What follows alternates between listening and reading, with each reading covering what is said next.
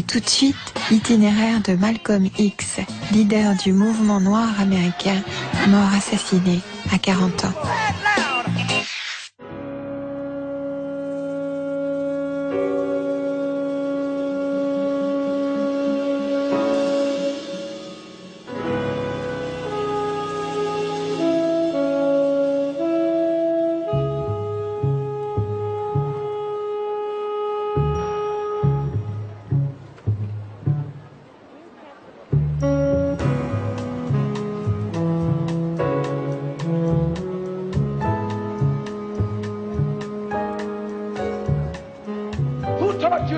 The color of your skin? Who taught you to hate the texture of your hair?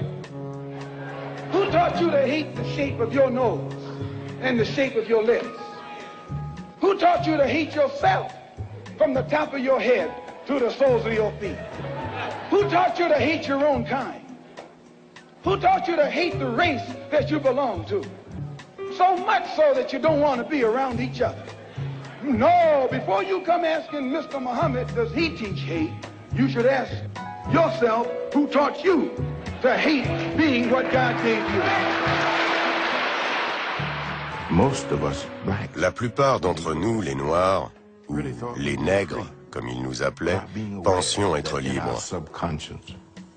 Nous ne nous rendions pas compte que, inconsciemment, nous avions toujours nos chaînes, et que bien souvent notre motivation profonde était notre désir de nous faire aimer des Blancs. Malcolm a voulu crever l'abcès lié à ce sentiment d'infériorité. Il savait que ce serait douloureux et qu'il se ferait peut-être tuer pour ça, mais il a pris le risque.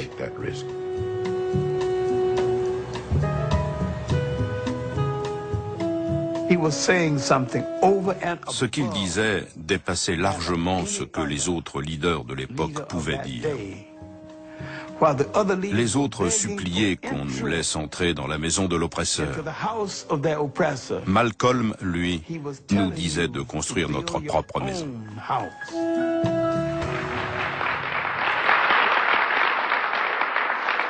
And I, for one, as a Muslim, believe that the white man is intelligent enough. If he were made to realize how black people really feel, and how fed up we are without that old compromise and sweet talk. Why, you're the one that make it hard for yourself. The white man believes you when you go to him with that old sweet talk, because you've been sweet talking him ever since he brought you here. Stop sweet talking him. Tell him how you feel. Tell him what kind of hell you've been catching, and let him know that if he's not ready to clean his house up, if he's not ready to clean his house up, he shouldn't have a house. It should catch on fire and burn down.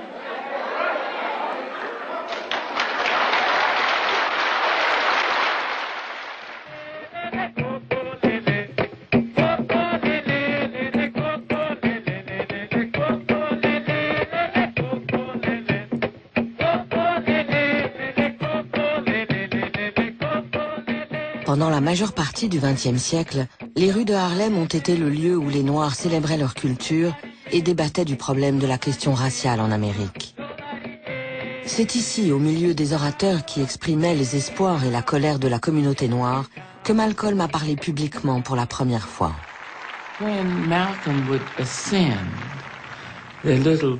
Quand Malcolm montait sur l'estrade, il ne pouvait même pas parler pendant 4 ou 5 minutes, tellement les gens l'applaudissaient et l'acclamaient.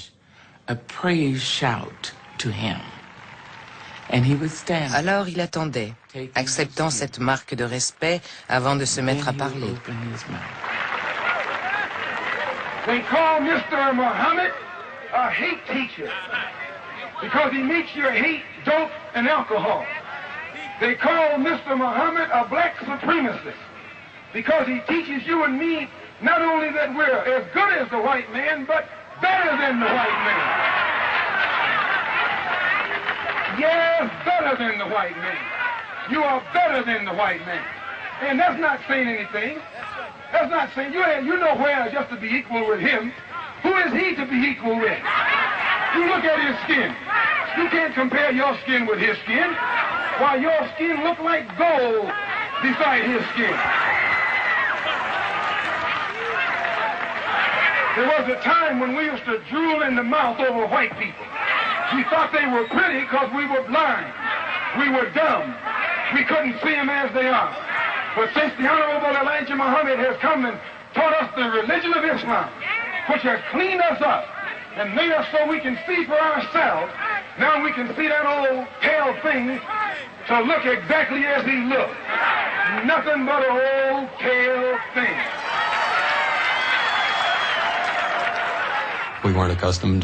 On n'avait pas l'habitude de se faire traiter de diable et d'oppresseur dans nos belles villes des États du Nord. Il parlait au nom de la masse silencieuse des Noirs sur les stations radio des diables. C'était un acte de guerre.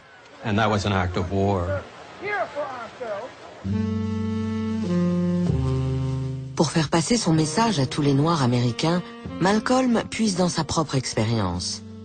Il prêche par fables et paraboles. Plus tard, dans son autobiographie écrite avec Alex Haley, il cherchera à contrôler la façon dont sa vie sera interprétée par les générations futures. J'aimais bien la façon qu'il avait de se résumer. Il disait « Je suis fait de tout ce que j'ai fait ». Il voulait dire par là qu'il avait beaucoup appris de sa jeunesse difficile. Et c'est la synthèse de tout ça qui avait donné naissance à Malcolm, le porte-parole de Nation of Islam.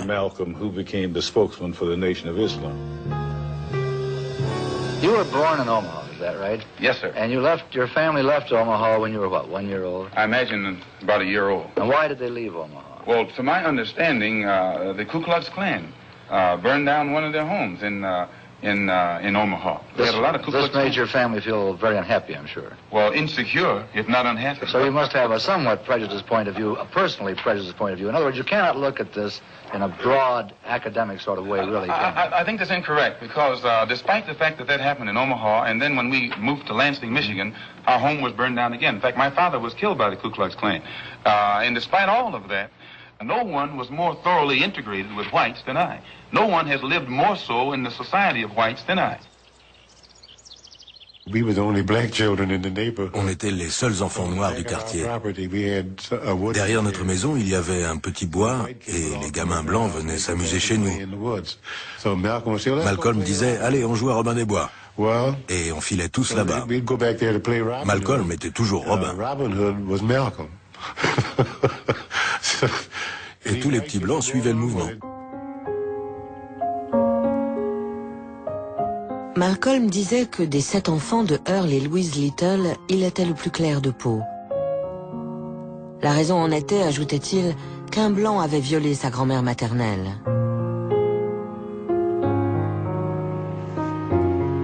En 1929, le garçonnet a 4 ans quand son père, charpentier et prêcheur, décide que la famille emménagera à Lansing, dans le Michigan. 3 mois après leur installation, leurs voisins blancs entament une action en justice pour les faire expulser. Le juge du comté déclare que la ferme et son terrain sont strictement réservés aux blancs. Mais Earl Little refuse de partir. À l'époque, dans le Michigan, le Ku Klux Klan compte au moins 70 000 membres, soit 5 fois plus que dans le Mississippi. Malcolm et sa famille font l'expérience quotidienne de l'hostilité des Blancs. On dormait tous et brusquement on a été réveillés par un grand boom. Toute la maison était en flammes. On s'est mis à courir dans tous les sens en se rentrant dedans. La maison a été réduite en cendres. Les pompiers ne sont jamais venus. Tout a complètement brûlé. Earl Little accuse des Blancs d'avoir mis le feu à sa maison. Mais c'est lui qui est arrêté. La police le soupçonne d'incendie volontaire. Les poursuites seront finalement abandonnées. Dans la ville où on a grandi, les Blancs parlaient de nous en disant « ces crâneurs de nègres » ou « ces petits malins de nègres des quartiers sud de la ville ». À l'époque, quand un Blanc traitait un Noir de petit malin, c'était une façon de dire « celui-ci, il faut s'en méfier, il n'est pas stupide ». Mon père était farouchement indépendant. Il refusait de devoir sa nourriture à qui que ce soit. Il ne voulait pas que d'autres exercent une autorité sur ses enfants. L'autorité, c'était lui. What is your real name? Malcolm X. Is that your legal name? As far as I'm concerned, it's my legal name. Would you mind telling me what your father's last name was? My father didn't know his last name. My father got his last name from his grandfather, and his grandfather got it from his grandfather, who got it from the slave master.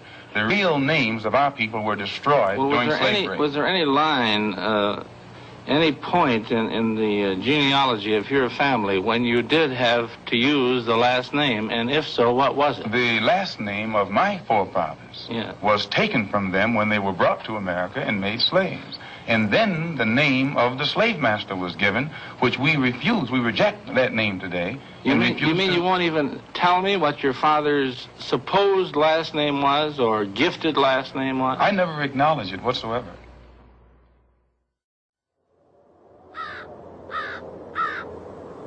En 1931, Malcolm a 6 ans. Un jour de septembre, sa mère a un mauvais pressentiment. On était en train de dîner tous ensemble à la maison. Ma mère tenait Wesley, mon plus jeune frère, sur ses genoux. Peut-être qu'elle l'allaitait. En tout cas, elle s'est endormie avec le bébé dans les bras. Mon père est allé dans la chambre pour se laver avant de descendre en ville chercher de l'argent. Et ma mère s'est réveillée en sursaut et lui a dit « Earl, ne va pas en ville, tu ne reviendras pas. »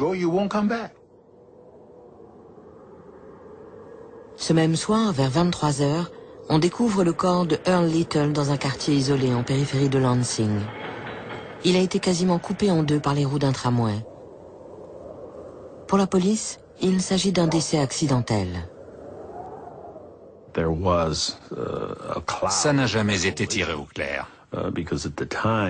À l'époque, beaucoup de gens ont pensé qu'Earl Little n'avait pas été écrasé accidentellement, mais plutôt qu'on l'avait poussé sous le tram.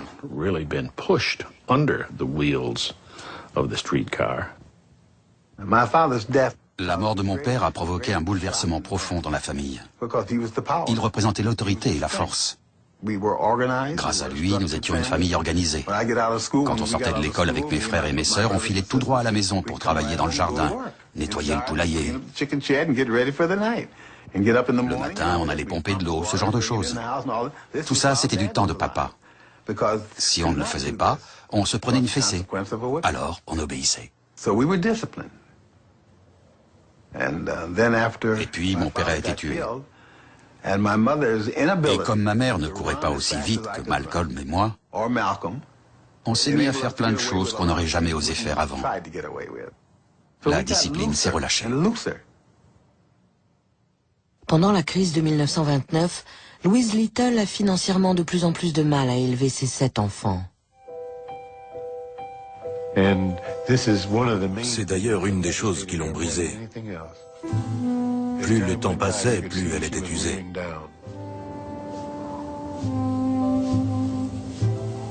Pendant les 7 ans qui suivent, Louise Little se replie de plus en plus sur elle-même.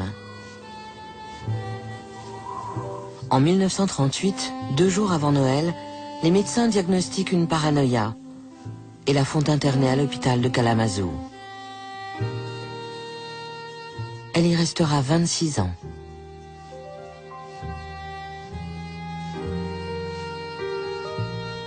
Un juge disperse les enfants Little. Les plus jeunes sont placés dans des foyers d'accueil à Lansing même, et Malcolm, alors âgé de 13 ans, est envoyé dans une communauté blanche à 15 km de là. In the past, the greatest weapon the white man has been his ability to divide and conquer.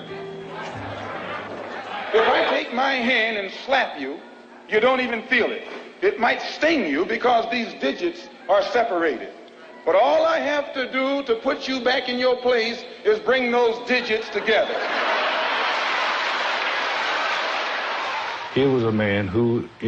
En 4e au lycée de Lansing, dans le Michigan, il était le seul noir de sa classe et l'un des rares noirs de toute l'école.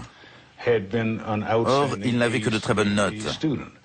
Il a même été désigné chef de classe, alors que tous ses camarades étaient blancs. Il fallait qu'il soit exceptionnel pour réussir tout ça.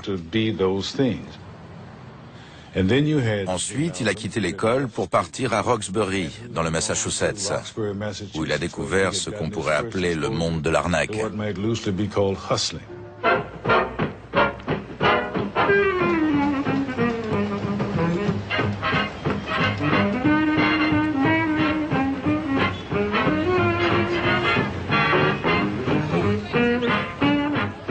Malcolm est d'abord employé comme vendeur de sandwichs par une compagnie ferroviaire reliant Boston, New York et Washington.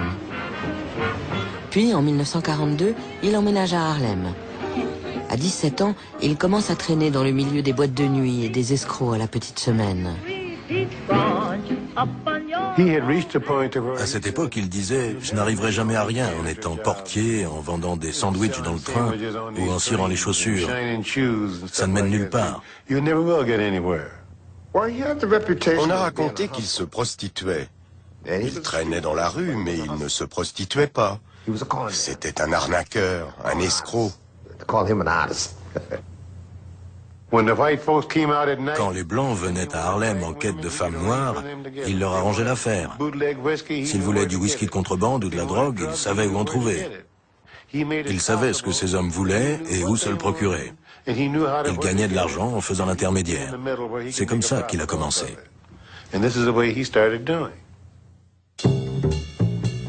En revenant sur cette période de sa vie, Malcolm X dirait ensuite qu'il n'y avait que 3 choses qui l'inquiétaient: la prison, un boulot et l'armée. Pour ne pas être enrôlé pendant la Seconde Guerre mondiale, il affirme devant le Conseil de révision qu'il veut apprendre aux soldats noirs à tuer des Blancs. Il est déclaré inapte par l'armée.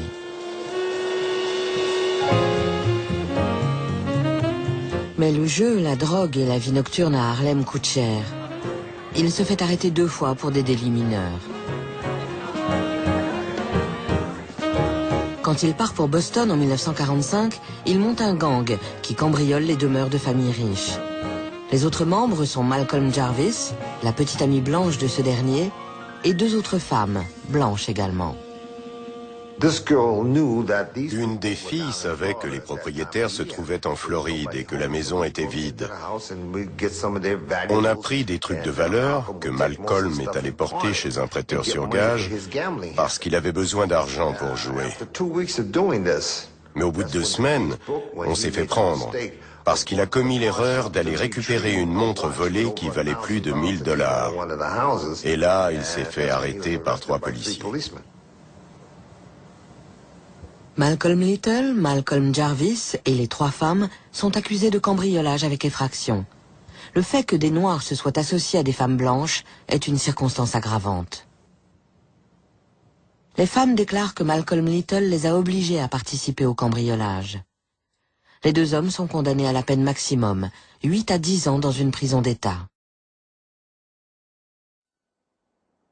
À 20 ans, Malcolm Little devient le détenu matricule 22843.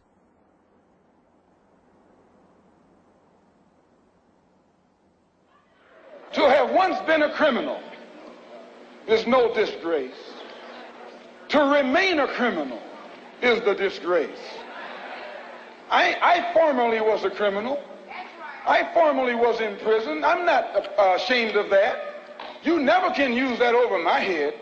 And that he's using the wrong stick. I don't feel that stick.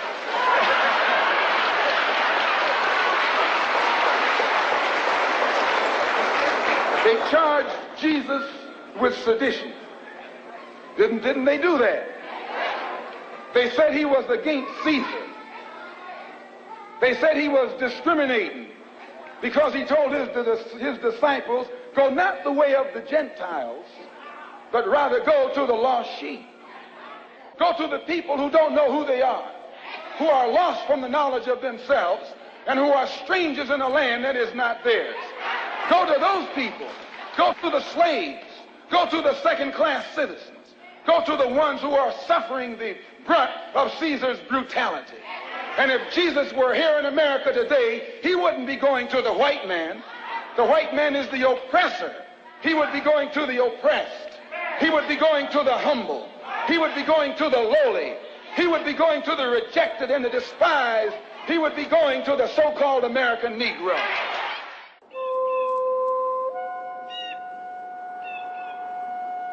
En prison, Malcolm organise des paris clandestins et continue de se droguer. Spirituellement, il remet en cause l'existence de Dieu. Ses codétenus le surnomment Satan. En même temps, encouragé par un prisonnier noir plus âgé, il commence à lire et à suivre des cours d'anglais. Malcolm described vividly prison life. Il a décrit sa vie en prison de façon très imagée, disant qu'il était solitaire et borné, mais qu'il lisait énormément. Il a beaucoup écrit aussi.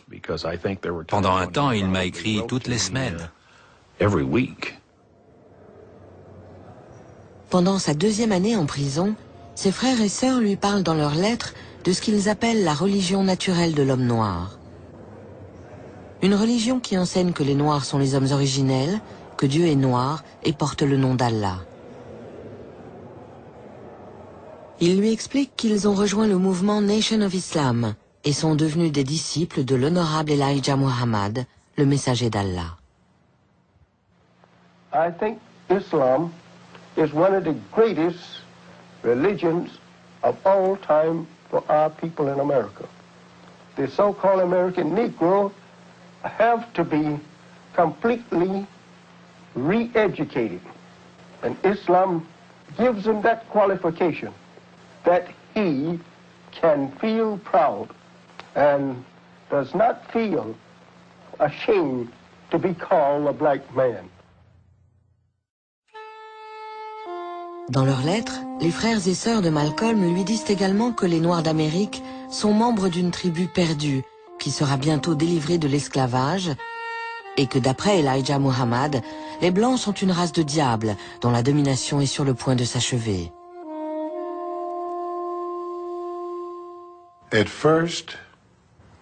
Ça lui a tout de suite plu, à l'exception d'un point qu'il n'arrivait pas à comprendre, le fait que les Blancs étaient des diables. Malcolm a écrit à Elijah Muhammad, qui lui a répondu en citant un extrait des Écritures. Puis, il lui a donné la clé. La Bible est la référence. Tout ce dont parle la Bible se passe actuellement sur Terre. On n'avait pas besoin d'aller en enfer, puisqu'on vivait l'enfer sur Terre. C'était l'homme blanc qui nous faisait vivre cet enfer. C'était un enseignement très convaincant, d'autant plus qu'il s'appuyait sur les récits des Blancs eux-mêmes. Malcolm lit énormément. Des ouvrages sur l'histoire, la philosophie et la religion. De grands auteurs comme Shakespeare, Socrate ou Ésope. Et également le sociologue noir William Edgar Dubois, ainsi que des biographies de Gandhi et de Nat Turner, un esclave noir ayant initié une révolte au XIXe siècle. En lisant, il a appris comment des chrétiens blancs avaient lynché des chrétiens noirs, comment des chrétiens blancs étaient devenus des esclavagistes. Et à force de lire et d'étudier, il a fini par se rendre compte que si le diable existait vraiment sur cette terre, c'était l'homme blanc.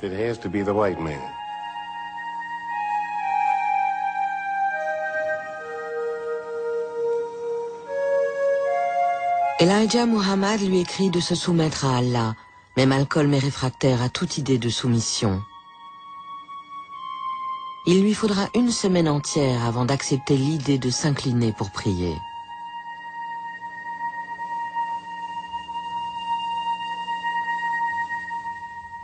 Un peu plus tard, le jeune homme s'inscrit dans le groupe de discussion de la prison pour répandre la parole d'Elijah Muhammad.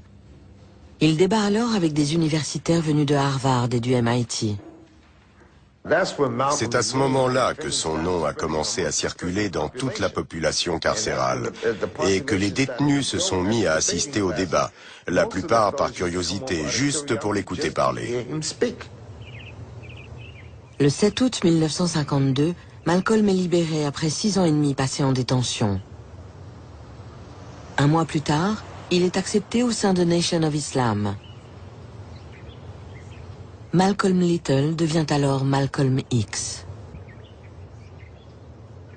How did you happen to join the Muslim movement? I was in prison I was a very wayward, criminal, backward, illiterate, uneducated, and whatever other negative characteristics you can think of type of person until I heard the teachings of the Honorable Elijah Muhammad.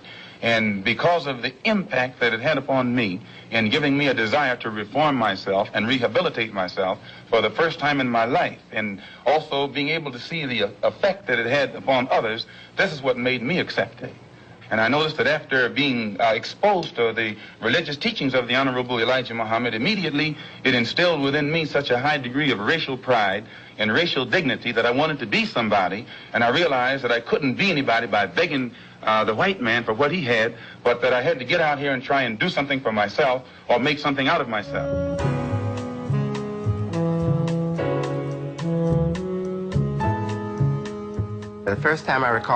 La première fois que je l'ai vu, c'était chez mon père, l'honorable Elijah Muhammad. J'ai vu un homme grand, mince, jeune, le teint un peu brique. On ne s'était jamais vu, mais il m'a fait un grand sourire en disant « Ah, c'est Wallace ». J'étais heureux de faire sa connaissance parce que j'avais beaucoup entendu parler de lui, moi aussi. Il répétait « le fils du messager ». C'était presque comme si j'avais été le messager lui-même. En moi, ce n'était pas Wallace qu'il voyait, mais le fils du messager. À sa sortie de prison, Malcolm débordait d'énergie et ça tombait à pic. Quand il est arrivé à Détroit, il a été surpris de voir que si peu de gens connaissaient cet enseignement. Il a dit « Je suis étonné de voir autant de sièges vides, cette salle devrait être bondée ». Ce genre d'attitude plaisait beaucoup à l'honorable Elijah Muhammad. Au début des années 1950, Nation of Islam est inconnue de la plupart des Noirs américains. L'organisation compte à peine 400 membres. Malcolm est envoyé faire des conférences dans tout le pays. En l'espace de 2 ans, il contribue à l'ouverture de mosquées à Boston, Hartford et Philadelphie. Elijah Muhammad le nomme alors ministre du temple le plus important de la côte Est, la 7e mosquée de Harlem.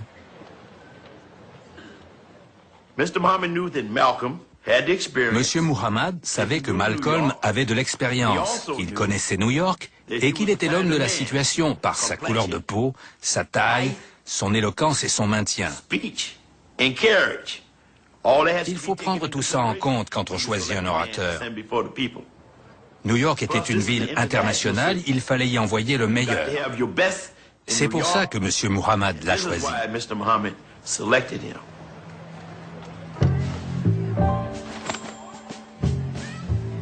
Les Blancs n'ont pas le droit d'entrer dans les mosquées musulmanes d'Amérique. Les membres de Nation of Islam s'efforcent de bâtir une communauté autonome, fondée sur des règles strictes et une obéissance absolue. L'organisation ouvre des écoles pour les enfants, où l'on enseigne les mathématiques, les sciences, l'histoire et l'arabe.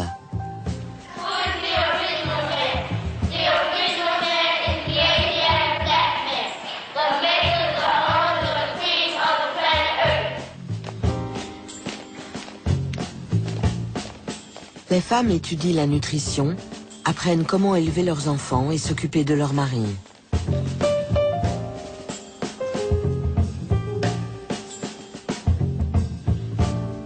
Aux hommes, on enseigne la responsabilité parentale, l'histoire et la religion. Baptisé Fruit of Islam, fruit de l'islam, le corps d'élite de l'organisation est formé aux méthodes de combat rapprochées. Il est chargé de veiller à la sécurité des mosquées et de punir ceux qui s'élèvent contre la parole du messager. Quand je suis allé chez des familles musulmanes, j'ai été surpris de voir à quel point elles avaient foi en Elijah Muhammad et en Malcolm. Un jour, j'ai demandé à un père, « Que feriez-vous si votre fils vous annonçait qu'il renonce à la religion musulmane ?» Il m'a répondu, « Je le mettrai à la porte et je lui interdirai de revenir. » Plus tard, j'en ai parlé à Malcolm qui m'a dit « Il le pense, il le ferait. » J'ai dit « Sans se soucier de son fils ?» Non, parce que c'est à Elijah Muhammad qu'il a prêté serment.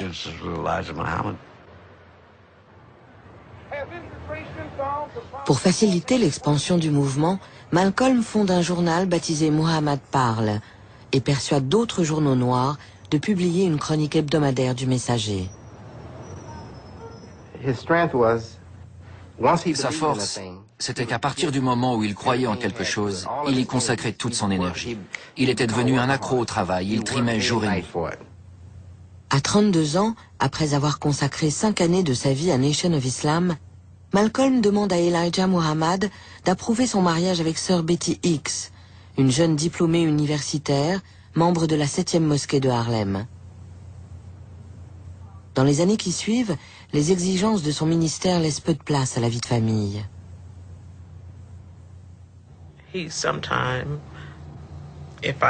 Quand j'arrivais à lui mettre la main dessus, il faisait parfois la lecture à nos filles. Elle lui demandait toujours de recommencer l'histoire depuis le début. Elles attendaient la dernière page et réclamaient « Lis-la encore ». Alors il s'est mis à inventer des fins différentes.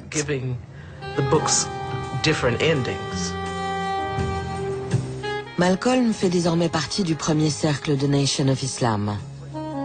Il est le représentant le plus visible d'Elijah Muhammad. Ce dernier lui fait une entière confiance et des milliers de Black Muslims lui sont fidèles. D'une certaine façon, Malcolm a trouvé un père et Muhammad un autre fils.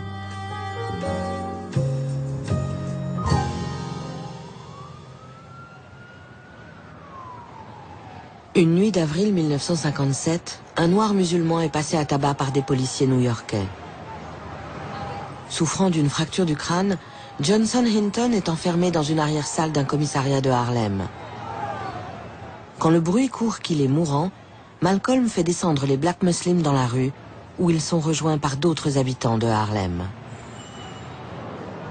Je ne sais pas ce qui aurait pu se passer à Harlem cette nuit-là, tellement l'atmosphère était chargée d'électricité. La situation était explosive. Malcolm exige que Johnson Hinton reçoive des soins. Après de longues négociations, la police accepte de le faire transporter à l'hôpital de Harlem. Malgré cela, les Black Muslims refusent de partir. Un sergent est sorti pour tenter de disperser les Noirs assemblés de l'autre côté de la rue. Malcolm est sorti à son tour et lui a dit « Vous n'y arriverez pas, ils ne bougeront pas si c'est vous, je vais les faire partir ». Il s'est avancé sur la première marche, il a fait un signe de la main et ils se sont tous éloignés.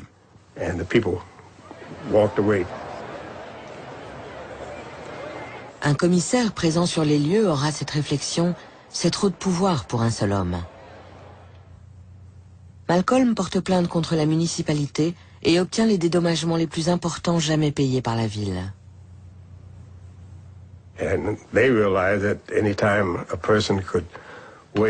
Ils se sont rendus compte que si un homme pouvait disperser une foule immense d'un seul geste de la main, il pouvait aussi rassembler cette même foule et causer de gros ennuis si ça lui chantait. À partir de ce moment, les services de police et les hommes politiques de New York ont compris qu'ils allaient devoir compter avec lui.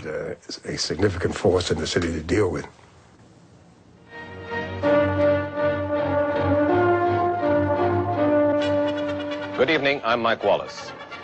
Last week on Newsbeat, our 6:30 news program here on Channel 13, we presented a 5-part series which we called The Hate That Hate Produced. A study of the rise of black racism, of a call for black supremacy among a small but growing segment of the American Negro population. We have come to hear and to see the greatest and the wisest and most... Ce documentaire de 1959 est le premier reportage télévisé sur les activités internes de Nation of Islam. Malcolm y voyait une occasion à ne pas manquer, un avis qu'Elijah Muhammad ne partageait pas. Monsieur Muhammad lui avait dit non. Il pensait que ça irait à l'encontre du travail qu'on essayait d'accomplir. Ça n'a pas plu à Malcolm. Sur le coup, il n'a pas insisté, mais il a continué à demander à Monsieur Muhammad s'il pouvait le faire, jusqu'à ce que Monsieur Muhammad finisse par accepter.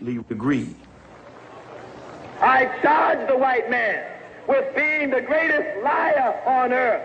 I charge the white man, ladies and gentlemen of the jury, with being the greatest murderer on earth. I charge the white man with being the greatest adulterer on earth.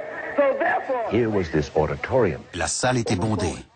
Il y avait des milliers de gens, membres d'une organisation dont je n'avais jamais entendu parler.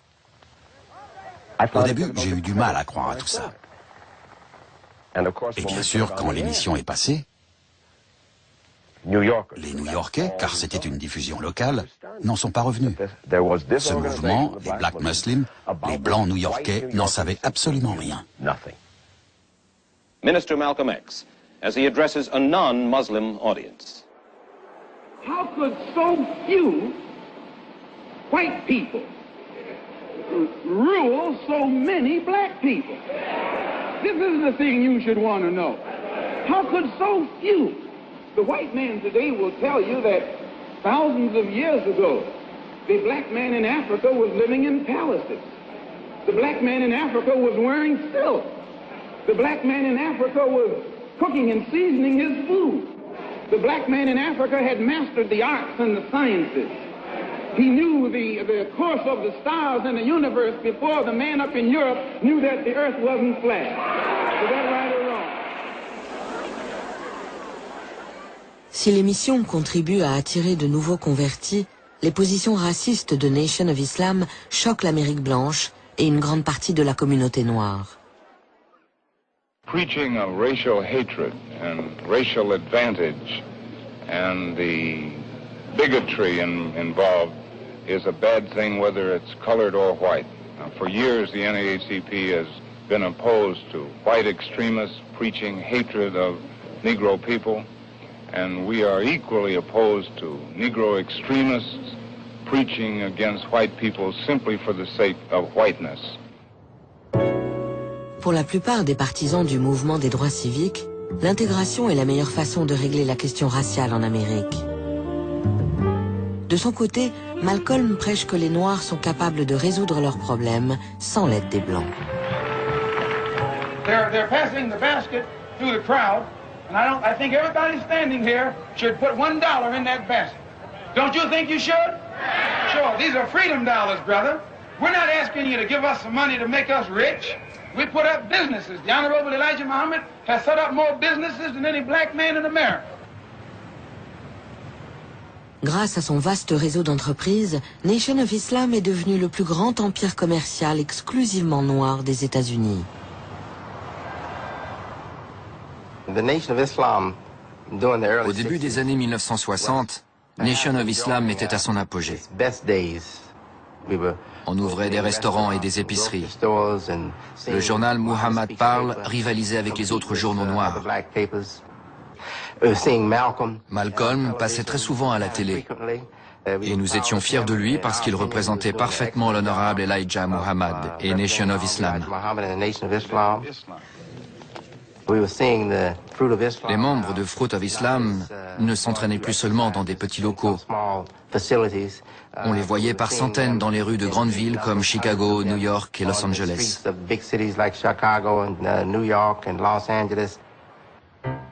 La présence de plus en plus importante de Fruit of Islam attire l'attention de la police. Confrontations et arrestations se multiplient. Malcolm laisse entendre que les membres de Fruit of Islam agiront toujours dans le respect de la loi, mais qu'ils n'hésiteront pas à se défendre en cas d'agression.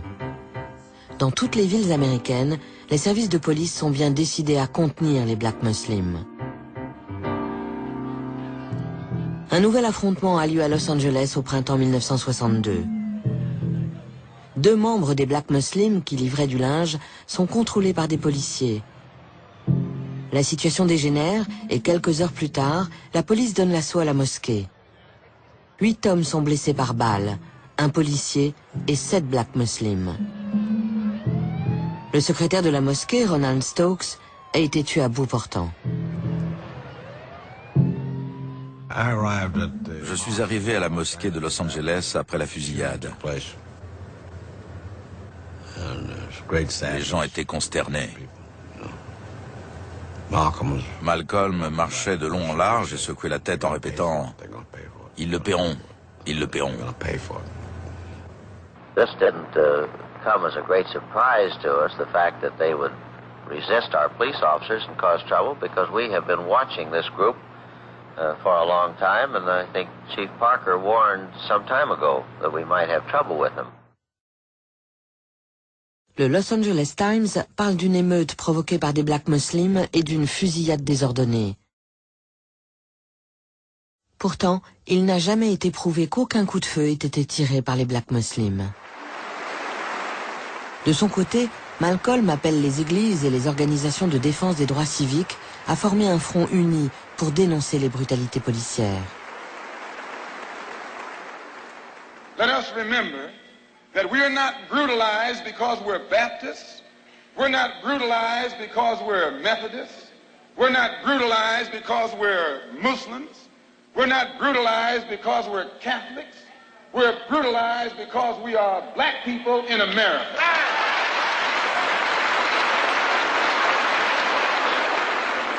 I'm telling you, they came out of those cars and we have enough witnesses to hang them with their guns smoking. Chief Parker knows this, Mayor Yorty knows this, and every police official in the city knows that. They didn't fire no warning shots in the air. They fired warning shots point blank at innocent, unarmed, defenseless Negroes.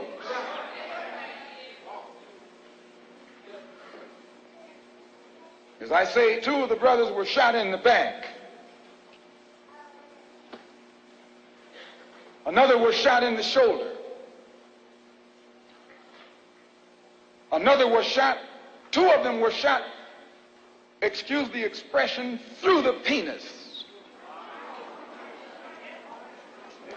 Let me tell you something, and I'll tell you why you say we hate white people. We don't hate anybody. We love our own people so much they think we hate the ones who are inflicting injustice against them.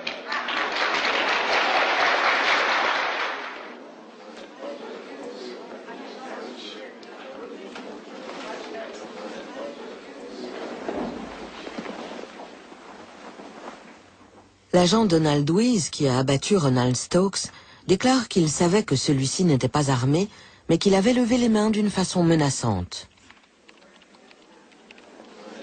Après 23 minutes de délibération, le jury exclusivement blanc déclare que le policier a tiré sur Stokes en état de légitime défense. 14 Black Muslims sont mis en examen pour coups et blessures. 11 d'entre eux sont reconnus coupables et condamnés à des peines de prison.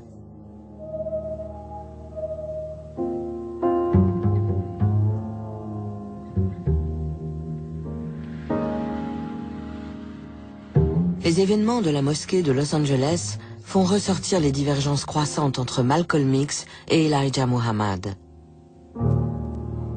Le messager assure qu'Allah vengera la mort de Stokes.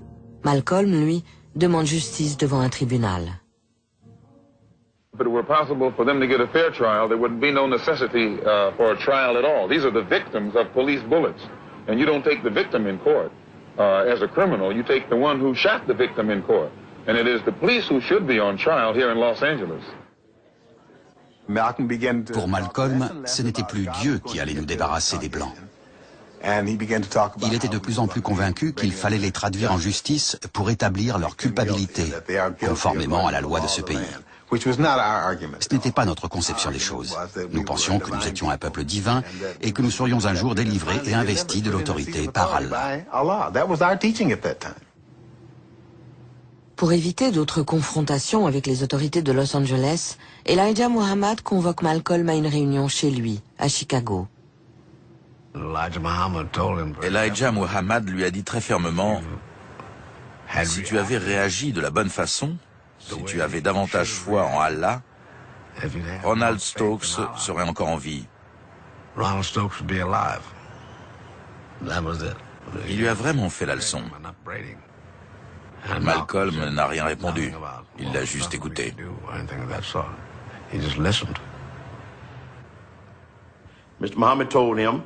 Monsieur Muhammad lui a dit, « Nous avons perdu un homme. Je ne t'ai jamais dit qu'on ne perdrait personne. C'est comme ça qu'on bâtit une nation. » Ils ont eu tort, mais si j'envoie mes disciples affronter ces gens à Los Angeles, que ce soit clandestinement ou au grand jour, ils se feront massacrer. Et ça, je refuse. Ça n'a pas plu à Malcolm. Dans les mois qui suivent, la confiance de Malcolm en son leader spirituel est encore un peu plus entamée par des bruits qui courent sur la vie privée d'Elijah Muhammad. Une fois par mois, il allait à Chicago porter de l'argent à Elijah Muhammad. Il passait toujours par l'entrée de service. Ce jour-là, quand il est arrivé, il y avait 3 jeunes filles qui cognaient à la porte en criant « Ouvrez-nous, on a besoin d'argent pour acheter à manger. Nos enfants manquent de ceci ou de cela. » Il a tout de suite senti qu'il arrivait au mauvais moment.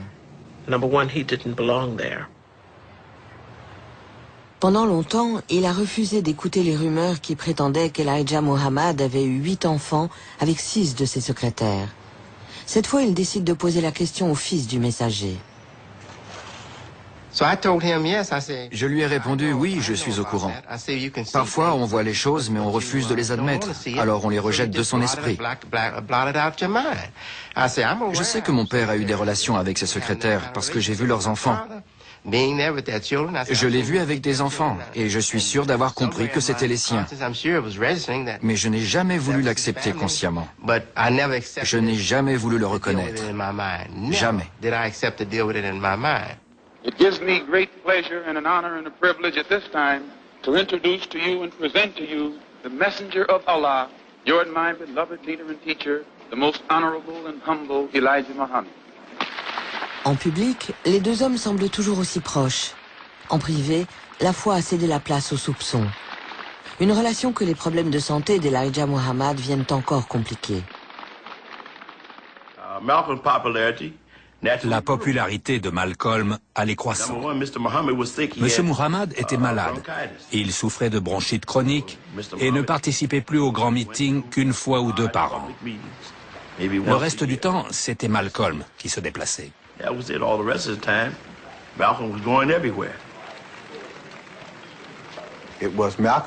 C'est grâce à Malcolm que Nation of Islam s'est développé dans tout le pays.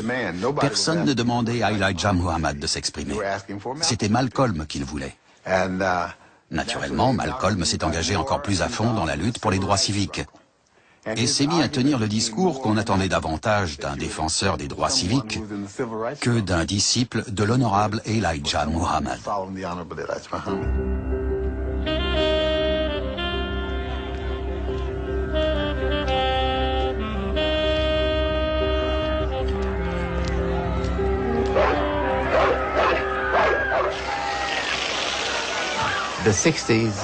Les années 1960 ont montré l'image que Nation of Islam voulait donner des Blancs.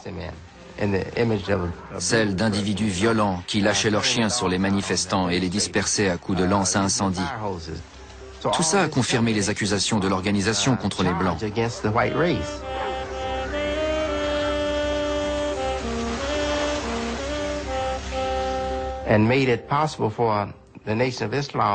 C'est grâce à ça que le porte-parole de Nation of Islam, Malcolm X, a pu s'exprimer dans la presse et à la télévision pour déclarer que la seule option à ses yeux était la séparation.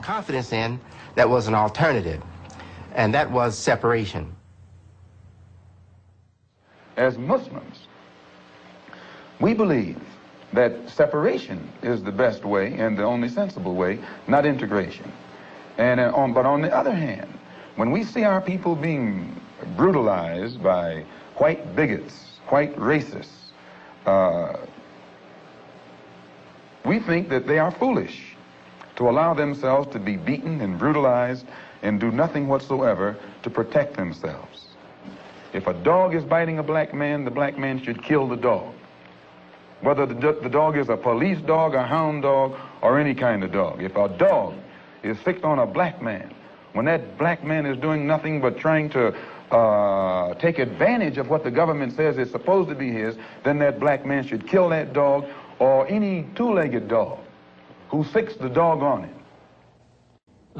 We were sitting across this table at the moment, I think. À l'époque, j'étais complètement sous le charme de Martin Luther King, qui défendait l'idée d'une société où la couleur ne serait plus un handicap, sans pour autant disparaître. Malcolm m'a regardé et m'a dit « Tu rêves, je n'ai pas le temps de rêver ». The goal of Dr. King is full equality and full rights of citizenship for Negroes. The goal of Dr. Martin Luther King is to give Negroes a chance to sit in a segregated restaurant beside the same white man who has brutalized them for 400 years. The goal of Dr. Martin Luther King is to get Negroes to forgive the people who have brutalized them for 400 years by lulling them to sleep and making them forgetting what those whites have done to them. But the masses of black people in America today don't go for what Martin Luther King is putting down. As you said in one of your articles, it's psychologically insecure or something of that sort. I forget how you put it. But you didn't endorse what Martin Luther King was doing yourself. I do not reject his goals of full integration and full equality rights for American citizens. Do you reject these goals? If you don't think that he's walking on the right road, I'm quite sure you don't agree that he'll get to the right place. We shall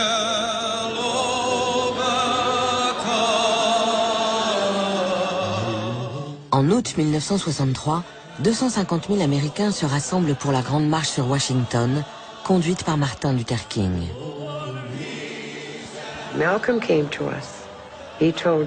Malcolm est venu nous voir et nous a parlé de la marche sur Washington.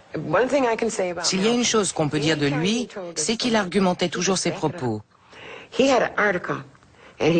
a apporté un article en nous disant « Je sais de quoi je parle. Qui paie la facture des droits civiques ?» Il a dit « Les anges sont blancs ». Et il a ajouté « Il faut que vous vous battiez et que vous descendiez dans la rue. Mais l'intégration marquera fatalement un ralentissement du combat. » Il a fait la comparaison avec une tasse de café très chaud. Dès qu'on rajoute du lait dedans, il tiédit. Parfois, sa façon d'analyser les choses était drôle, mais ça faisait toujours mouche.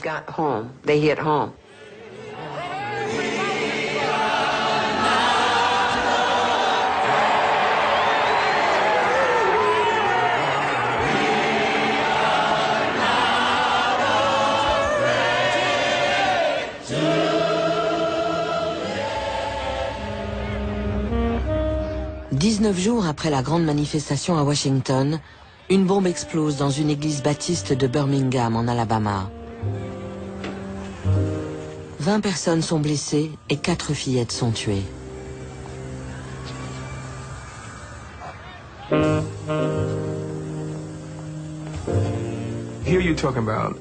Une église avait été visée. 4 petites filles avaient été tuées. Je me souviens d'un immense sentiment de colère et d'impuissance.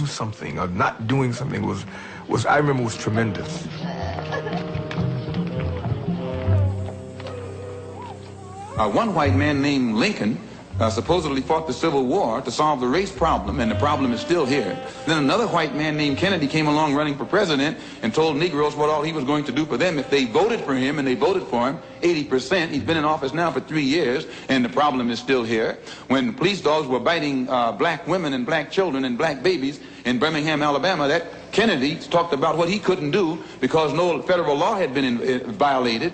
And as soon as the Negroes exploded and began to protect themselves and got the best of the crackers in Birmingham, then Kennedy sent for the troops. And there was no, he didn't have any new law. When he sent for the troops, when the Negroes erupted, than he had at the time when whites were erupting. So we are within our rights and with justice, with justification, when we express doubt concerning the ability of the white man to solve our problem, and also when we express doubt concerning his integrity, concerning his sincerity. Because you will have to confess that the problem has been around here for a long time, and whites have been saying the same thing about it for the past 100 years, and there's no nearer a solution today than there was 100 years ago.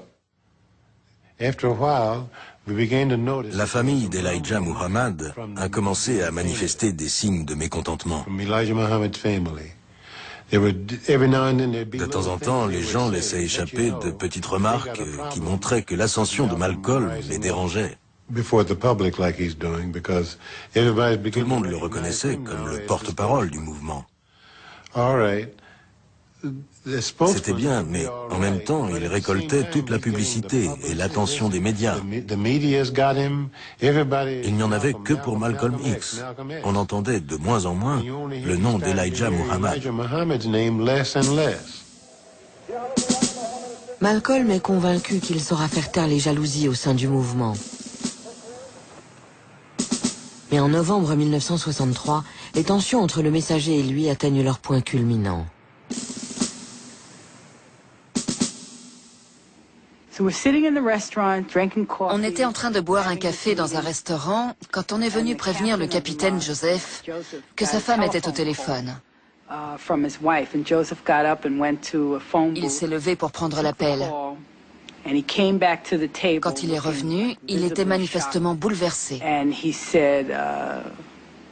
Sa femme venait de lui apprendre l'assassinat de Kennedy. Malcolm a envoyé quelqu'un chercher un poste de radio, et là on a entendu le présentateur annoncer « Nous confirmons la nouvelle. On a tiré sur le président à Dallas, au Texas, et pour l'instant, nous ignorons la gravité de son état. » Tout de suite, Malcolm a eu cette réflexion. Ce diable est mort. John F. Kennedy had been assassinated. Après l'assassinat de John Kennedy, M. Muhammad a demandé à son fils d'appeler Malcolm. Wallace lui a dit, « Frère ministre Malcolm, mon père m'a dit de vous dire que John Kennedy a été assassiné. Et qu'il n'est pas question de faire le moindre commentaire désobligeant. C'était le président des États-Unis et les gens l'aimaient. »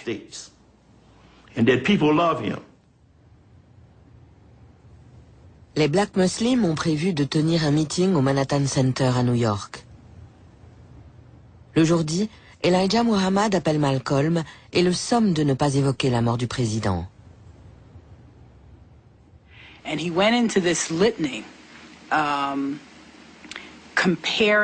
Malcolm a commencé son discours en parlant de dirigeants d'autres pays qui avaient eu à souffrir des agissements du gouvernement américain et de ses agents. Et en comparant la situation avec ce qui était arrivé à Kennedy. Il a dit, Patrice Lumumba est mort.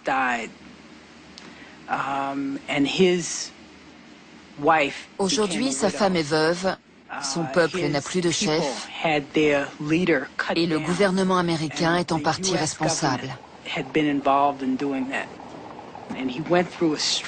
Puis, il a continué à évoquer tous les cas où le gouvernement des États-Unis avait été impliqué.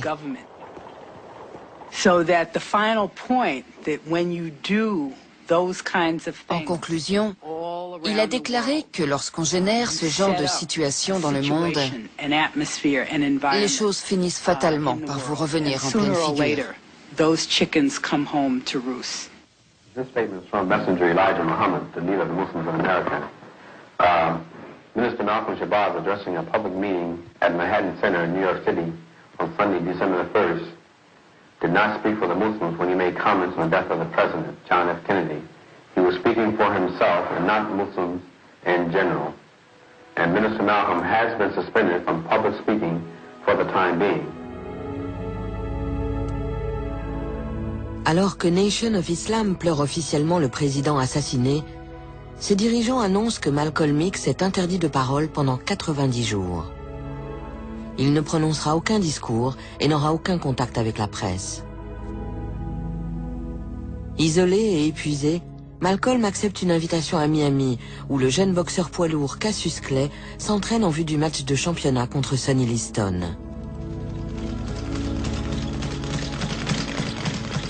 Bien qu'il n'appartienne pas à Nation of Islam, Cassius Clay fréquente les mosquées du mouvement depuis 2 ans et il a demandé à Malcolm de l'aider à se préparer mentalement à affronter Liston. En échange de sa réintégration, Malcolm propose de faire entrer Cassius Clay dans le mouvement, mais son offre est rejetée. Comme la plupart des Américains, les dirigeants de Nation of Islam considèrent le boxeur comme une grande gueule, qui a peu de chances de battre Liston.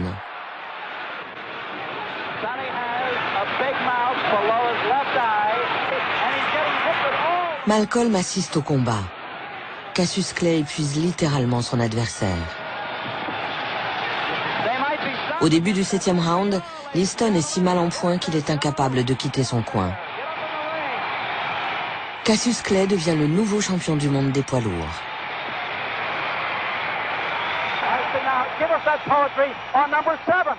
He wanted to go to heaven, so I took him in 7. You took him in 7. I am the king of the world. Hold it, hold it, hold it. I'm pretty. Hold it, you're not that pretty. I'm a bad man. Wait. I shook up the world. I shook up the world. What do you think of Cassius' victory in Miami? I think it was a great victory. He proved he was the best man. And where were you during the fight? I was in the auditorium watching the fight. Right at ringside? Right at ringside. I was in seat 7. Les dirigeants du mouvement court-circuitent Malcolm et contactent directement le boxeur. Ils acceptent le jeune champion au sein de Nation of Islam et annoncent qu'il a pris un nouveau nom, Mohamed Ali, lors de leur convention annuelle le 26 février.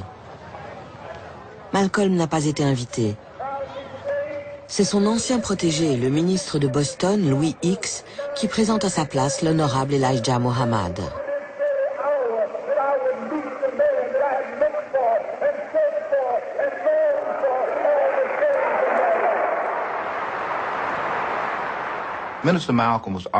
Le ministre Malcolm était honnête.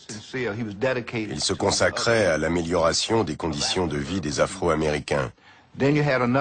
À côté de ça, les gens qui détenaient le pouvoir à Chicago se consacraient à l'amélioration de leurs propres conditions de vie. Il les a accusés de prendre l'argent, d'acheter des bijoux et des fourrures, et de transformer Nation of Islam en organisation criminelle.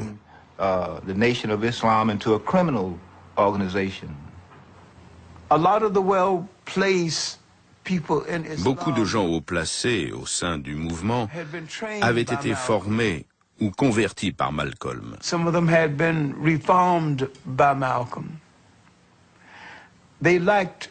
Ils se contentaient de leur statut.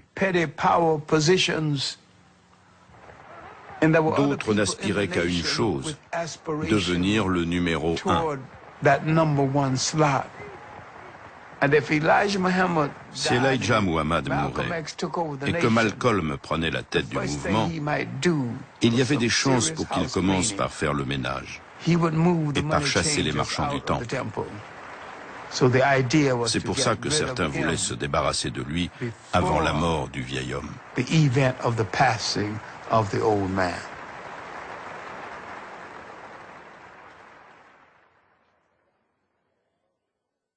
Le 8 mars 1964, Malcolm annonce qu'il quitte Nation of Islam.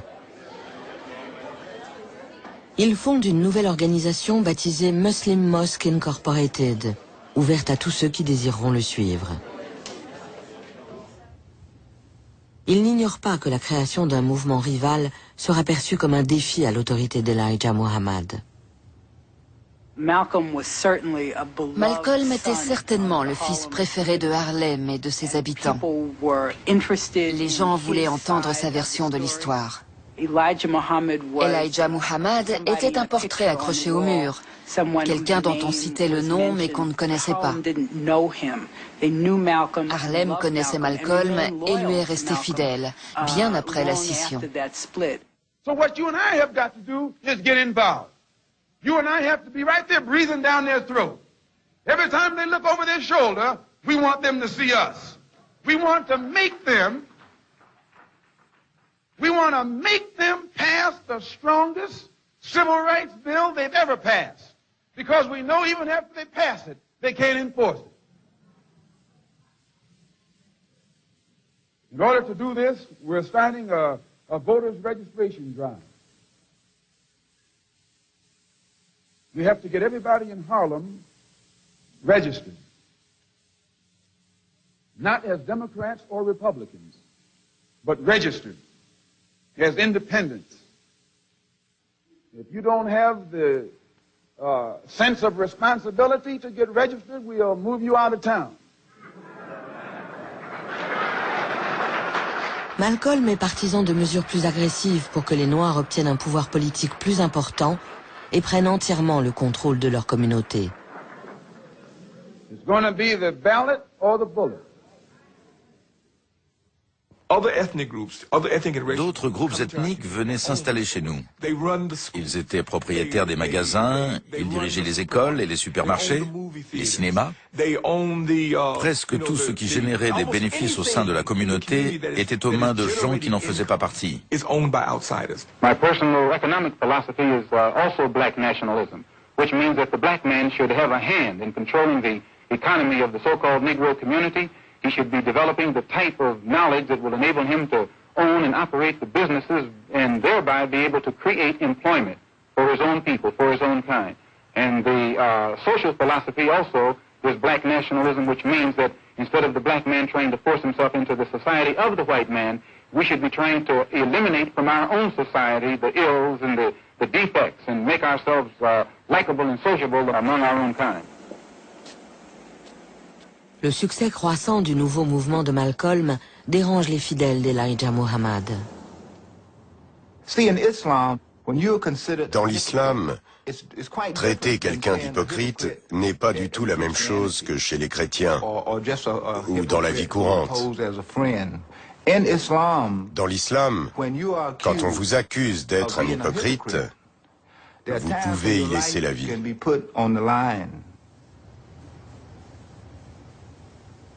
Je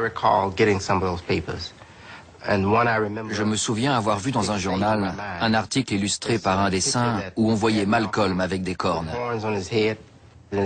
Sa tête avait été coupée. On le traitait de Judas. Et je me souviens aussi des propos des ministres cités dans l'article. Peut-être pas Farrakhan, même s'il en faisait partie, mais il y en avait d'autres. En lisant le texte, je me suis dit, ils cherchent à le faire assassiner. Ils veulent sa mort.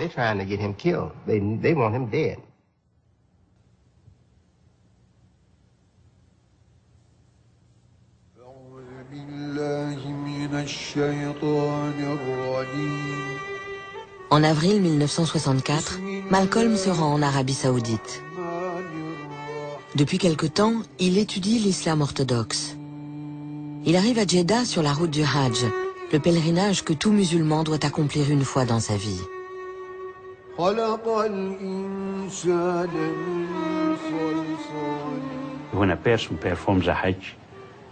Quand on accomplit le Hajj, il faut respecter certains rituels. Tout le monde doit s'habiller très simplement, de façon qu'on ne puisse pas distinguer les gens par leur statut social et leur nationalité.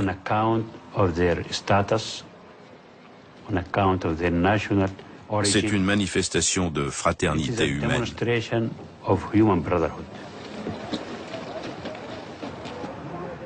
Meilleur souvenir de la terre d'Arabie, Allah m'a permis de visiter la ville sainte de la Mecque, où des pèlerins de toutes les couleurs de peau, toutes les couleurs soulignées, et de tous les pays du monde font preuve d'un esprit d'unité et de fraternité tel que je n'en ai jamais vu ailleurs. Quel spectacle! El Hadj Malik El Shebaz. Et pensant peut-être que je ne saurais pas qui c'était, il avait ajouté entre parenthèses Malcolm X. Le 21 mai 1964, 2 jours après ses 39 ans, Malcolm rentre à New York. Malcolm, have your experiences with white-skinned Muslims in Africa and the Middle East made you feel that relations between Negroes and whites who are not Muslims is any more possible? When I was on the pilgrimage, I had close contact with Muslims whose skin would in America be classified as white, and with Muslims who themselves would be classified as white in America. But these particular Muslims didn't call themselves white. They looked upon themselves as human beings, as part of the human family, and therefore they looked upon all other segments of the human family as part of that same family. Now, they had a different look or a different air or a different attitude than that which is reflected in the attitude of the man in America who calls himself white. So I said that if Islam had done that for them, perhaps if the white man in America would study Islam, perhaps it could do the same thing for him. Malcolm, just are you prepared to go into the United Nations at this point and ask that charges be brought against the United States for its treatment of American Negroes? Oh, yes. Please. I think you're right in my chairman. The audience will have to be quiet. Yes, as I pointed out when I was during my traveling, that African nations and Asian nations and Latin American nations look very hypocritical when they stand up in the United Nations condemning the racist practices of South Africa and that which is practiced by Portugal and Angola, and saying nothing in the UN about the racist practices that are manifest every day against Negroes in this society. Voyant que les médias s'intéressent de plus en plus à Malcolm, Nation of Islam intensifie ses attaques et tente de le faire expulser de chez lui. Quand Malcolm se présente au tribunal pour contester la procédure d'expulsion, il en profite pour dévoiler au grand jour la conduite d'Elijah Muhammad. Why are they threatening your life? Well, primarily because they're afraid that I will tell the real reason that I'm out of the black Muslim movement, which I never told. I kept to myself. But the real reason is that Elijah Muhammad, the head of the movement, is the father of 8 children by 6 different teenage girls, 6 different teenage girls who were his private personal secretaries. C'était très grave. Accuser l'honorable Elijah Muhammad, c'était courir un très grand danger. C'était mettre sa vie en danger. Je vous le dis très franchement, on prenait le risque d'être abattu par un membre de Nation of Islam. Are you not, perhaps, afraid of what might happen to you as a result of making these revelations? Oh, yes. I probably am a dead man already. What do you mean? When you understand the makeup of the Muslim movement and the psychology of the Muslim movement, as long as I myself, by having confidence in the leader of the Muslim movement, if someone came to me and I had no knowledge whatsoever of what had taken place, and they told me what I'm saying, I would kill them myself. The only thing that would prevent me from killing someone who made a statement like this, they would have to be able to let me know that it's true. Now, if anyone had come to me other than Mr. Muhammad's son, I never would have believed it, even enough to look into it. But I had been around him so closely, I had seen indications of the reality of it, but my religious sincerity made me block it out of my mind. À l'Audubon Ballroom à Harlem, Malcolm annonce la formation d'un groupe politique sur le modèle de l'Organisation pour l'Unité africaine, créée outre-Atlantique. Frère Malcolm a fondé l'Organisation pour l'Unité afro-américaine pour rassembler ceux qui s'intéressaient à son programme politique, économique et culturel. Au cours de ses voyages, il s'était rendu compte qu'il y avait des gens ailleurs désireux de travailler avec lui, mais qui ne souhaitaient pas pour autant se convertir à l'islam. One of the first things that the independent African nations did was to form an organization called the Organization of African Unity. This organization of Afro-American unity, which has the same aim and objective, to fight whoever gets in our way.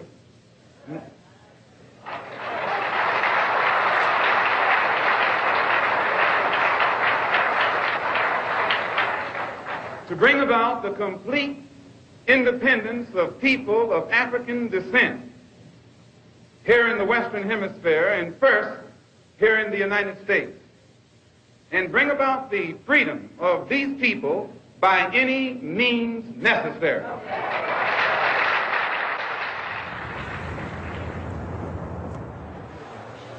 En juillet 1964, Malcolm est invité à la conférence de l'Organisation pour l'Unité africaine au Caire, aux côtés des chefs d'État d'Afrique et du Moyen-Orient.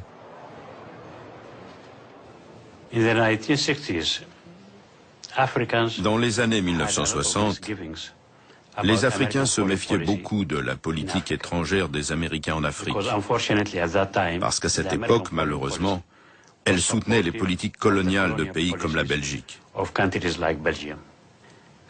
La seule voix qui faisait écho aux aspirations des Africains aux États-Unis, c'était celle de Malcolm. Malcolm, what is your purpose here? Well, my purpose here is to remind the African heads of state that there are 22 million of us in America who are also of African descent, and to remind them also that we are the victims of America's colonialism or American imperialism, and that our problem is not an American problem, it's a human problem. It's not a Negro problem, it's a problem of humanity. It's not a problem of civil rights, but a problem of human rights. Malcolm se rend dans 14 pays africains et rencontre 11 chefs d'État. Les services de renseignement américains le suivent pas à pas. Au Nigeria, il reçoit le nom de Homo Wale, le fils est revenu.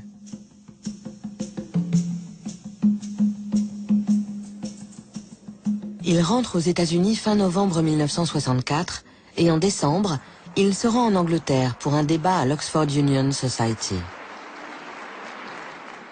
I read once, passingly, about a man named Shakespeare. I only read about him passingly, but I remember one thing he wrote that kind of moved me. He put it in the mouth of Hamlet, I think it was, who said, to be or not to be. He was in doubt about something. Whether it was nobler in the mind of man to suffer the slings and arrows of outrageous fortune, moderation, or to take up arms against the sea of troubles and by opposing, end them. And I go for that. If you take up arms, you'll end it. But if you sit around and wait for the one who's in power to make up his mind that he should end it, you'll be waiting a long time. And in my opinion, the young generation of whites, blacks, browns, whatever else there is, you're living at a time of extremism, a time of revolution, a time when there's got to be a change. People in power have misused it, and now there has to be a change, and a better world has to be built, and the only way it's going to be built is with extreme methods. And I, for one, will join in with anyone, don't care what color you are, as long as you want to change this miserable condition that exists on this earth. Thank you.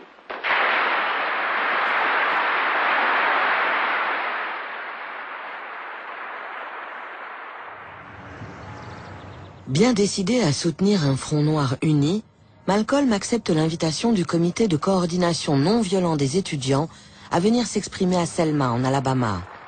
C'est la première fois qu'il se rend dans un État du Sud pour travailler avec le mouvement des droits civiques.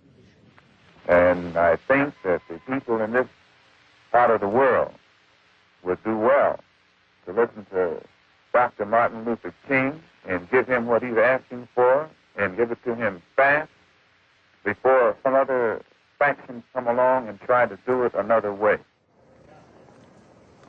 La semaine suivante, on lui interdit l'entrée sur le territoire français, sous prétexte que sa présence troublerait l'ordre public. Il commence à comprendre que les forces liguées contre lui ne se limitent pas au seul mouvement Nation of Islam. Malgré cela, il ne baisse pas les bras.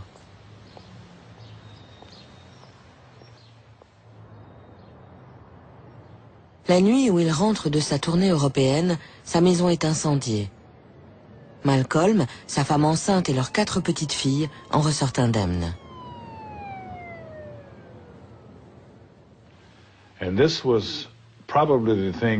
C'est certainement l'événement qui l'a le plus bouleversé. Cette fois, ce n'est pas le redoutable, l'indomptable Malcolm X qui était touché, mais le père de famille et le mari de Sœur Betty.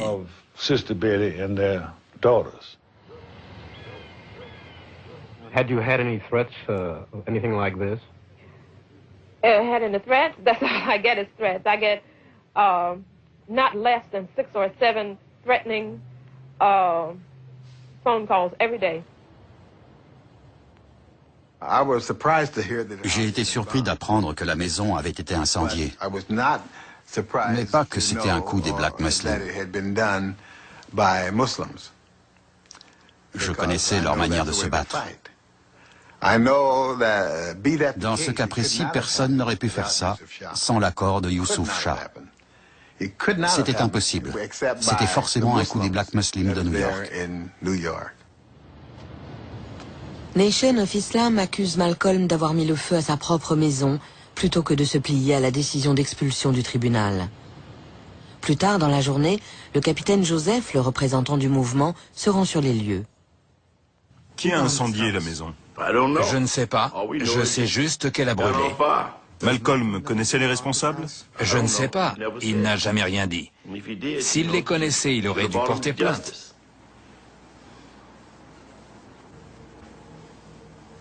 Certains journaux ont dit qu'il avait été menacé. Sa vie était-elle vraiment en danger? Peut-être. C'était ce qu'il disait. Pensez-vous aujourd'hui que le climat au sein de Nation of Islam représentait un danger pour lui? Vous savez, un mouvement rassemble toutes sortes de gens avec toutes sortes d'opinions. Il y a des sympathisants qui pensent certaines choses. Et il y a ceux qui ne font pas partie de la communauté. Ils apprécient le discours, mais ils sont incapables de le mettre en pratique. Tout est possible. Tout était possible dans un tel climat. Il faut que vous compreniez qui était M. Muhammad et ce qu'il représentait. C'est ça que les gens ne comprennent pas. I wanted you to know that my house was bombed. It was bombed by the black Muslim movement upon the orders of Elijah Muhammad. Now, they had come around, they had planned to do it from the front and the back so that I couldn't get out.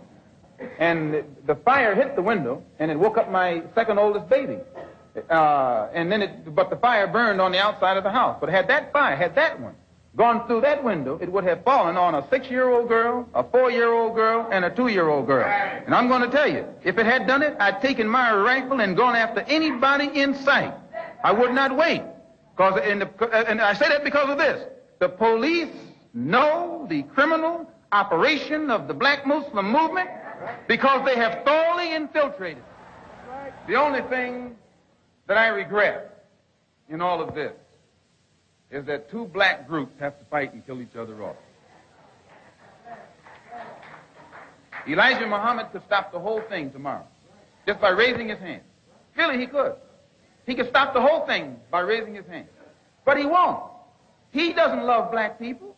He doesn't even love his own followers. Proof of which they're killing each other. They killed one in the Bronx. They shot another one in the Bronx. They tried to get 6 of us Sunday morning, and the pattern has developed across the country, the mind. Besides, you can't be 70 years old and surround yourself by a handful of right minds. You can't do it. My name is...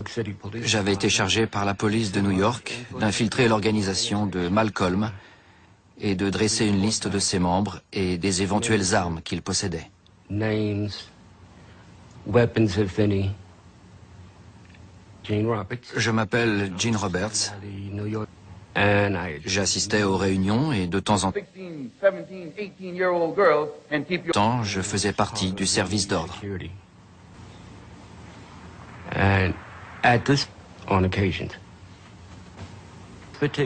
Un soir, pendant un meeting, j'étais devant avec 4 ou 5 membres de l'organisation quand j'ai entendu des éclats de voix au milieu, sur ma droite.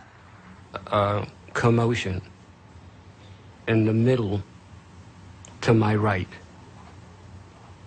I started for the commotion and I... Puis j'ai vu un jeune type s'avancer dans l'allée centrale et se glisser au 2e ou 3e rang où il s'est assis. Into about the 2nd or 3rd row and take a seat. And he was wearing Il portait un costume bleu, une chemise blanche et une cravate rouge. En gros, l'uniforme des membres de Nation of Islam. Après le meeting, j'ai dit à mes supérieurs qu'à mon avis, c'était la répétition d'un attentat contre Malcolm. Mais je ne savais pas trop quand ça aurait lieu. Malcolm ne pense pas avoir plus d'1 semaine à vivre. Il a promis de révéler le nom de ceux qui complotent de l'assassiner au prochain meeting dominical à l'Audubon Ballroom. La veille, il m'avait expliqué que ce n'était pas une bonne idée que nous venions à la réunion.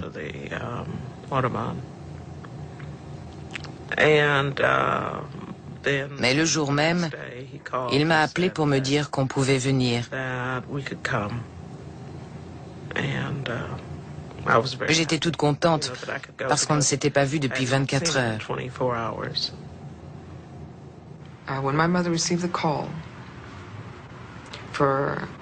Quand mon père a appelé ma mère pour lui demander qu'on vienne toutes à la salle Audubon, j'ai su que cette fois c'était différent. Le rythme s'était accéléré, il se passait beaucoup de choses.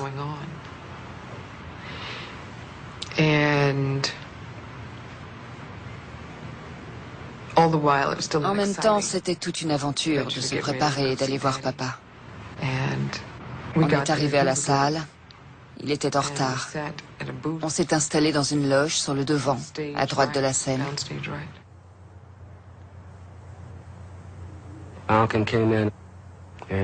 Malcolm est arrivé. Je l'ai escorté depuis le milieu de la salle jusque dans les coulisses.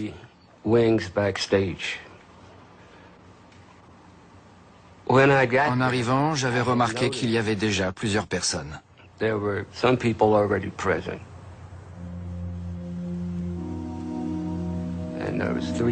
3 hommes s'étaient installés au premier rang.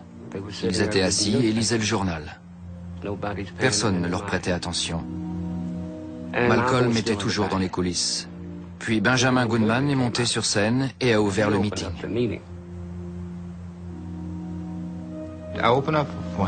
J'ai ouvert le meeting. Il était assis juste derrière et m'a dit « Fais simple ». C'était toujours ce qu'il disait quand on le présentait. J'ai annoncé le ministre Malcolm. Il n'aimait pas les chichis du genre « Et voici le merveilleux ministre Malcolm ». Alors on faisait simple.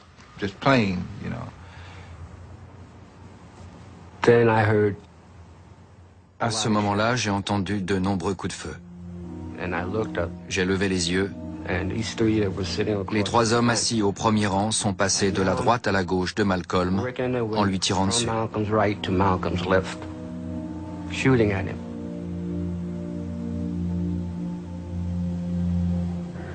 J'ai vu mon mari tomber.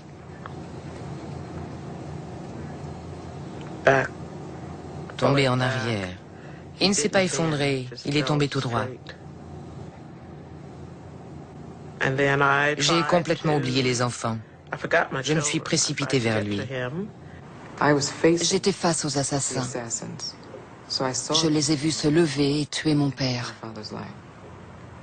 C'est une image... Je me suis demandé si j'aurais pu l'empêcher.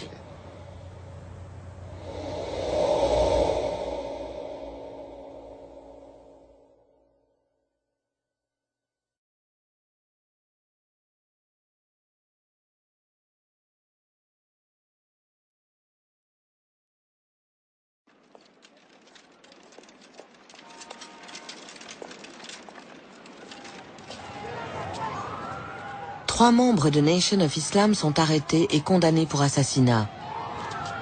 Mais l'hypothèse d'un complot plus vaste visant à réduire Malcolm X au silence n'a jamais été explorée.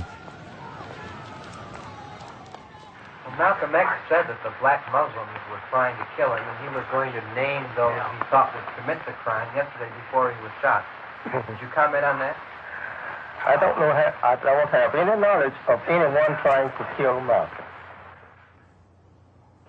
Je n'ai eu aucun remords, je n'étais pas désolé.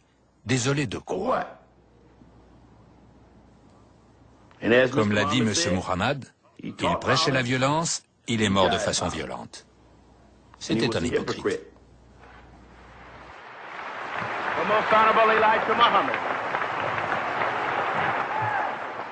La veille des funérailles, Nation of Islam tient sa convention annuelle à Chicago. When I got the news that my brother Malcolm had been shot dead, and I was shocked. But I know that he was traveling on a very reckless and dangerous course. And if I was to say I was not shocked, I would be telling a lie. So brothers and sisters, I appreciate these few minutes of speaking to you. Brother Malcolm is dead. And there's nothing we can do to bring him back. and we would be ignorant. With conditions as they are today for the so-called Negro, to get confused and go to fighting and arguing among ourselves and forget all about the one that caused us to be in this condition in the first place.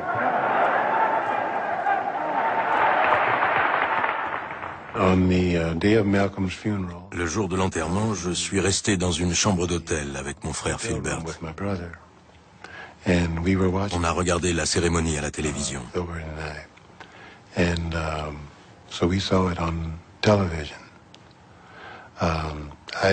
Beaucoup de gens pensent que j'aurais dû y aller, mais je n'en avais pas l'intention. Compte tenu des circonstances et des gens auxquels on avait affaire, mieux valait bien réfléchir. Je n'avais rien à faire là-bas. Rien ne disait qu'un cinglé n'était pas venu pour accomplir la volonté divine. En voyant un membre de la famille, qui sait ce qu'il aurait pu faire. Alors je n'y suis pas allé. C'est pour ça que je suis toujours en vie.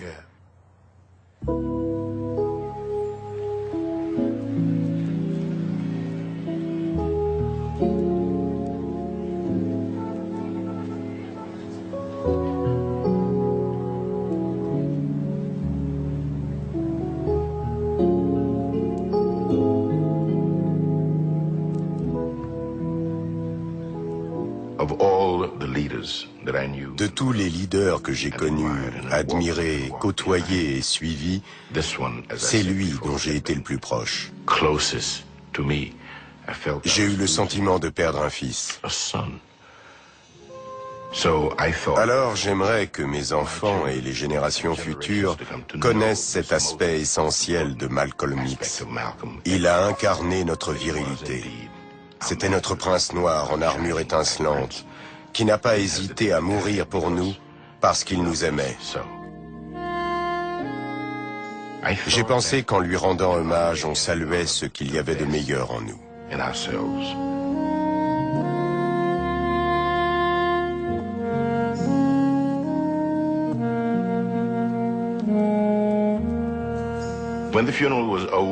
Une fois la cérémonie terminée, les Black Muslims sont venus l'habiller pour l'enterrer selon les rites funéraires musulmans.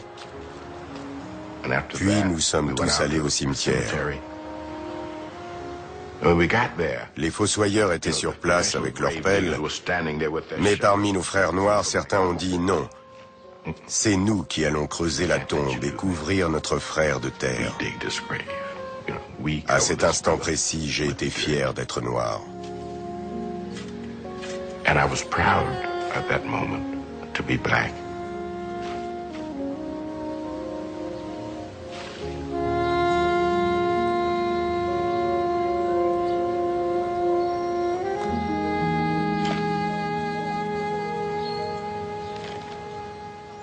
Well, what is your ultimate aim?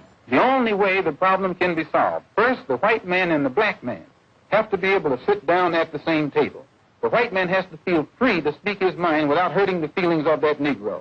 And the so-called Negro has to feel free to speak his mind without hurting the feelings of the white man. Then they can bring the issues that are under the rug out on top of the table and take an intelligent approach to get the problem solved. Do you consider yourself militant? I consider myself Malcolm.